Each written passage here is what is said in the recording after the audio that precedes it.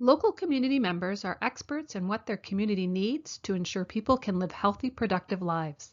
But how can we learn what a community needs in a way that helps to inform actions in Horizon and within a community that are designed to address those needs? A community health needs assessment is an opportunity for community representatives from the same geographical area to come together to look at data, to share perspectives, to learn from each other, and to assess the health and well-being of local populations. When there is a shared understanding about the needs of a community, then those who are responsible for providing programs, services, and supports can make decisions about the changes that can be made to address those needs. Horizon initiates CHNAs, but how does a CHNA help Horizon learn from and with community? As we all know, a population is a group of people. With CHNAs, we are trying to understand the health and well-being of groups of people who live in the same area to inform the healthcare decisions made to support local communities. To speak with and learn from smaller groups of people, we start with the community groupings organized by the New Brunswick Health Council. The New Brunswick Health Council has divided the province of New Brunswick into 33 geographical areas. They have used those boundaries to collect and organize quantitative data. This information is made available to us as New Brunswickers to support us in understanding and comparing the health of smaller populations living within the province. The map of New Brunswick on this slide visually shows the boundaries of these community groupings. To help us make sense of the data the NBHC collects and publishes, our process is guided by the population health model that recognizes that there are many factors that determine our health and well-being. Some factors have more of an influence over our health and well-being than others. Research has shown us that economic and social factors and health behavior factors have more of an influence than where we live and how we make use of the services available to support us in daily life. It's important to acknowledge that most of the factors that determine our health are interrelated. Take the determinant of healthy child development. It is well known that much of what happens during the first 7 years of a child's life can have long-term consequences on their health and well-being as an adult. But whether or not a group of children living in a community experience healthy child development is dependent on many things. Healthy child development requires economic and social support, and parents who have healthy behaviors and coping skills. It also requires physical environments that enable growth and exploration, and having access to services, including health services, that guide parents and children along the way. An important feature of our approach is that we work very hard to understand the needs of all populations living in an area, but we are particularly intentional about learning from those populations who are at risk of living with health inequities.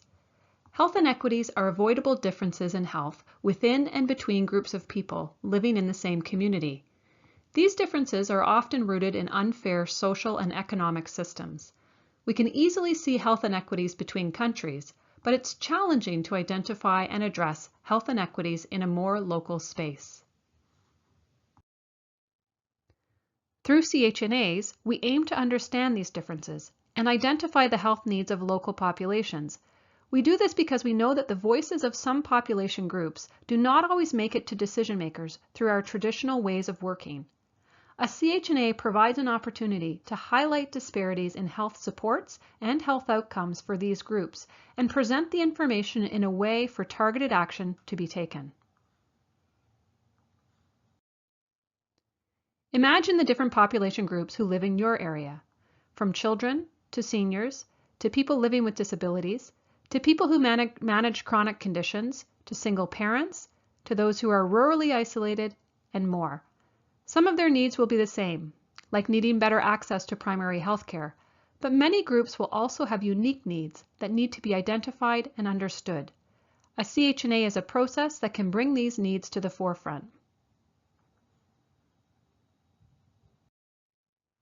Such needs can include the need to address barriers that make it hard for people to get around a community, the need to remove the challenges experienced with finding and affording safe shelter, the need to address what prevents people from being able to make use of services and supports that help them in their daily life, and the need to support a population's ability to have access to the technological world that surrounds us all. These are just a few examples of the types of needs we hear about during a CHNA. Each community is different and unique in terms of what they need the most. The challenge of a CHNA is not only to identify needs, but to set the stage to consider how those needs can be addressed and who is able to be a part of those discussions. In our experience with CHNAs, most health needs are complex. The actions required can sometimes be led by one organization or group alone, but often need to be addressed through partnership and collaboration. We have built accountability steps into our process that support these important conversations. After needs are identified, we bring Horizon decision makers together so that they can learn the details of each health need and determine how Horizon is able to respond through actions and collaboration. Our process also supports similar conversations with community representatives who make decisions about other services, supports, programs, and initiatives.